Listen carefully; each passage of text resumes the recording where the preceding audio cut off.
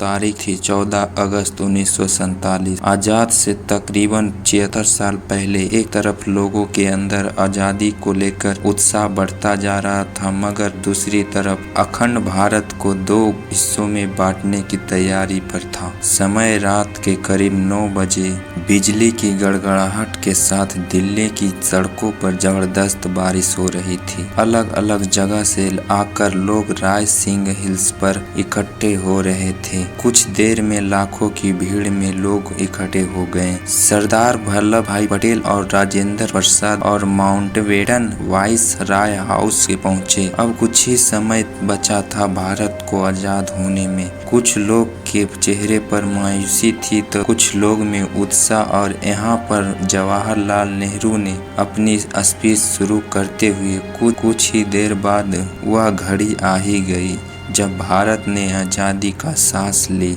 रात 12 बजे शंखनाद के साथ हमारे देश की आज़ादी का आरंभ हुआ, जिसमें ग्राउंड पर खड़े लोग महात्मा गांधी के नारे लगाए जा रहे थे, और जो लोग अपने घरों में या भाषण और सब कुछ रेडियो पर सुन रहे थे, उनकी भी खुशी को कोई ठिकाना नहीं था, क्योंकि उस समय भारत एक आज़ाद परिंदा हो गया था। 200 सालों से इंतजार किया था। 14 अगस्त 1947 में रात भर बारिश के बाद सुबह आसमान बिल्कुल साफ था।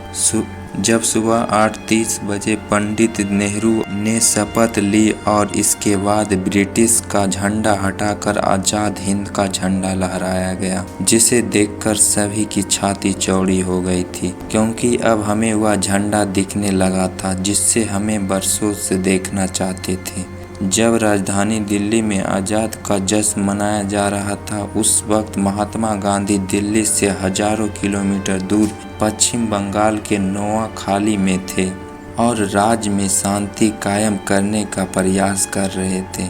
पंडित नेहरू के ऐतिहासिक भाषण को पूरे देश ने सुना था, मगर महात्मा गांधी जी नहीं सुन पाए थे। 14 अगस्त 1947 की ऐसी रात जब लोग सोए तो गुलाम देश में थे, लेकिन अगली सुबह आज़ादी की सुबह थी। लेकिन जितनी खुशी हमें आज़ादी होने में थी, उतनी ही अखंड भारत के टूट जाने में था, क्योंकि दोस्तों भारत ने अपना 3,46,737 किलोमीटर का एरिया पाकिस्तान के रूप में खो दिया। करोड़ों की संख्या में लोग भारत से अलग हो गए थे। जो लोग कुछ समय पहले भाई की तरह जिंदगी जी रहे थे, वह एक दूसरे के जान की दुश्मन बन चुके थे, क्योंकि 14 अगस्त के रात 12 बजे भारत और पाकिस्तान का विभाजन हो गया था। तो इस समय बट गया, जिसमें एक हिस्सा में पाकिस्तान और दूसरे हिस्सा में हिंदुस्तान के नाम हो गया था, जिस वजह से कई सारे दंगे हुए। जो लोग खुद को पाकिस्तान में सुरक्षित महसूस समझते थे, वह वहीं चले गए, और जो लोग भारत में सुरक्षित महसूस कर रहे थे, वह यहाँ पर आ गए। कहा जाता है कि करोड़ों लोग पलायन को मजबूर हो गए थे। इन दंगों में हजारों लोग की मौत के घाट उतारे गए थे, और महिलाओं के सबसे ज्यादा सहना पड़ा था। महिलाओं के साथ रेप हुआ, बहुत ही दर्दनाक घटना घटी थी। उसमें दुनिया का संभावित सबसे बड़ा विस्थापन था, और यह सारा खेल अंग्रेजी हुकूमत का ही था, जिसने डिवाइड एंड रूल का खेल पहले से ही खेल रहा था, जहां पर उन्होंने हिंदुस्तान के अंदर हिंदू और मुस्लिम के बीच आक्रोश भर दिए थे। वरना आज़ादी के पहले तक हम सभी भाइयों की तरह साथ में जी रहे थे। वह तो अंग्रेजी थे जिन्होंने हमें हमारी जाति के आधार पर हमारा व्यक्तित्व याद दिलाया। इसके बाद हम आपस में ही लड़ने लगे। और दोस्तों, हिंदुस्तान और पाकिस्तान के विभाजन की सबसे बड़ी वजह यह भी था कि मोहम्मद अली जिन्ना भारत देश के पहले प्रधानमंत्री बनना चाहते थे। जवाहरलाल नेहरू को प्रधानमंत्री बनने का वादा महात्मा गांधी पहले ही कर चुके थे। इस वजह से मोहम्मद अली जिन्ना ने अपना अलग देश मांगा, और इस वजह से यह सारा फसाद शुरू हुआ, जो 15 अगस्त 1947 में खत्म हुआ। दोस्तों, हम आपको बता दें कि भारत को आज़ाद